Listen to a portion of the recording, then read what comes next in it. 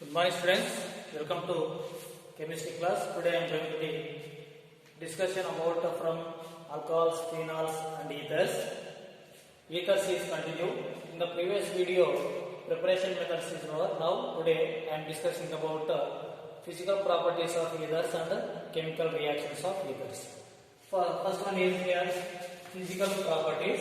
First one is physical properties. So physical properties of ethers. Physical properties of ethers. We know the generally physical properties. We have two physical properties is considerable here. The ethers is generally this is no effect of polar nature. Why? Because both sides are carbon groups are there. For the in between the oxygen is there, so polar nature is equally almost unbalanced, so that's why that is no effect there. And another one thing is here boiling, when we have seen the boiling points of ethers is lower than the alcohols, and another one, and relative to the alkanes when they have same molecular mass. Suppose boiling point of same molecular mass, that is n pentane, and another one is ethoxy ethane,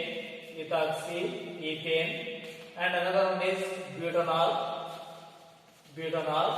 So butanol is more boiling point comparatively this one. So almost this one, this is 390 Kelvin. This is 390 Kelvin, and this is 307.6 Kelvin.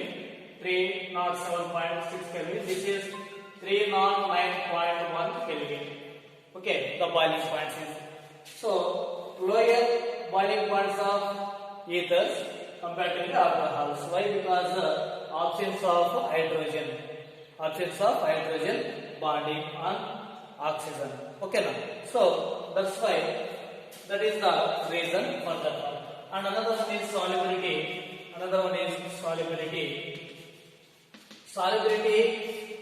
Generally these are visible with water. Why? Because they have hydrogen bond formation between the oxygen of ether and another one thing, hydrogens of water molecules. So that is R bond O bond R. So hydrogen bonds water molecule. Okay, so between this is a hydrogen bond. So that's why either soluble in water, generally partially or visible with the water due to the formation of hydrogen bond between oxygen of ether and hydrogen of water molecules. Okay. So another one thing is chemical reactions. Or chemical properties. Chemical properties. Two reactions are there. First one is cleavage of CO bond. So cleavage between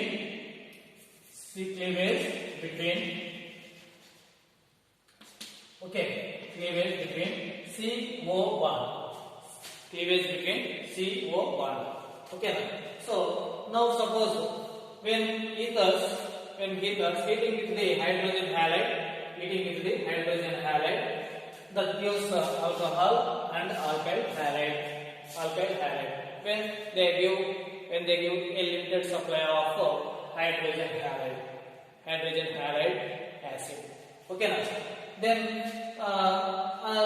another thing is when we have to giving the more or excess of hydrogen halide,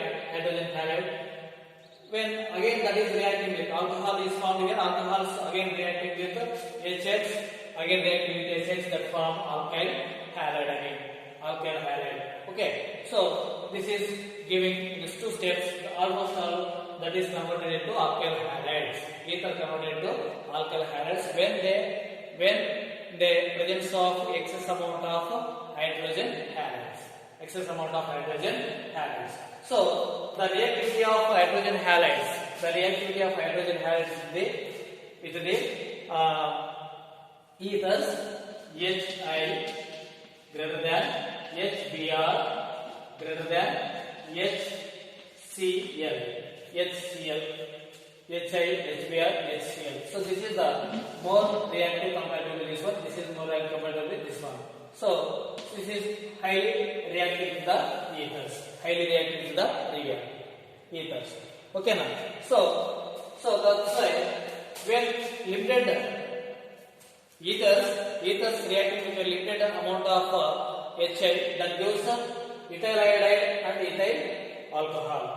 So when ethyl ether, diethyl ether, C2H5O, C2H5O, C2H5, this is a diethyl ether reacting with limited amount of HI. On heating with this to form ethyl iodide C2H5I and ethyl alcohol C2H5OH.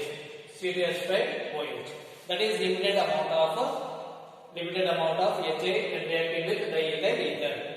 And another thing, the excess amount of HI and reacting with the diethyl ether, what happens? So that gives 2 moles of ethyl iodide. 2 moles of ethyl iodide.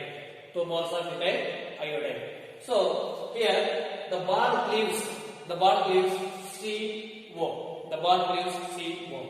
Okay now. So this is when reacting with simple or symmetrical ethers reacting with HI.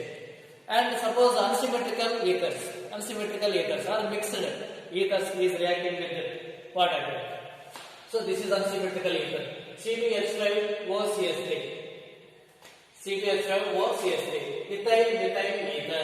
Ethyl ether. So what happens is HI reacting with this and C2H5O, C2H5. Here bond cleaved from CS3O between this one and this one. Why? Because this is more bulky group compared to this one. So this is a more stable carbocation. So that's why when protonated, that gives oxonium ion. Then when higher, another one is adding to this one. What happened is, so automatically this is cleaved here and means that is going to the alcohol and CS3I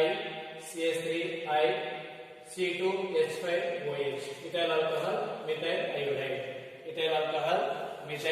iodide. And this is what happened here. What happened to this? This is undergoes SN2 mechanism. And this is also undergoes SN2 mechanism. Here phenyl methyl ether. This is phenyl group. This is methyl group. So here also bond cleaved between CO, alkyl group from part of alkyl group, the bond cleaved between carbon and oxygen. So not here. Why? Because this is sp2 hybridized carbon atom. This is undergoes resonance. And that's why this is more stable. So that's why this is here the cleaved between this one and this one only. So that gives what? Phenol and methyl iodide. So phenyl, methyl either reacting with HI, that gives what? Phenol and methyl iodide. Okay. Then another one is tertiary group carbon attached to the O, and another one is CS3. What it gives? What it gives here? So this is formation of oxonium. When protonated this ether, that gives oxonium ion. So here H is forming. This is formation of this one like this. And when it is a fast reaction. This is undergoes SN1 mechanism. This is undergoes SN1 mechanism.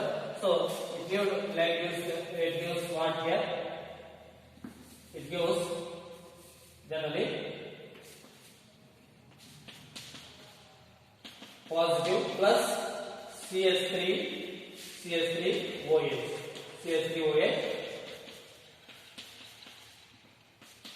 This carbocation is a both stable. This is slow step. This is slow step and fast step here. And this is again reacting with I. Reacting with I. What happened is in step 2. That is it is converted into I minus. Adding to this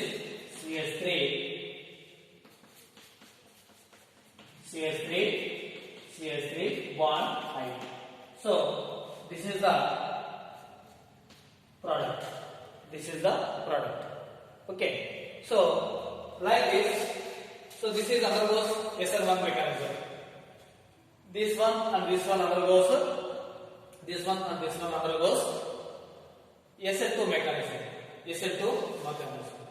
Okay, now this is undergoes SN1 mechanism. Okay, so for this mechanism also given in your textbooks, and you read that one also, and write as it is to this. Okay, now so this is cleavage between CO bond, and another one is substitution, electrophilic substitution reaction of ethers. This is discussing in next video.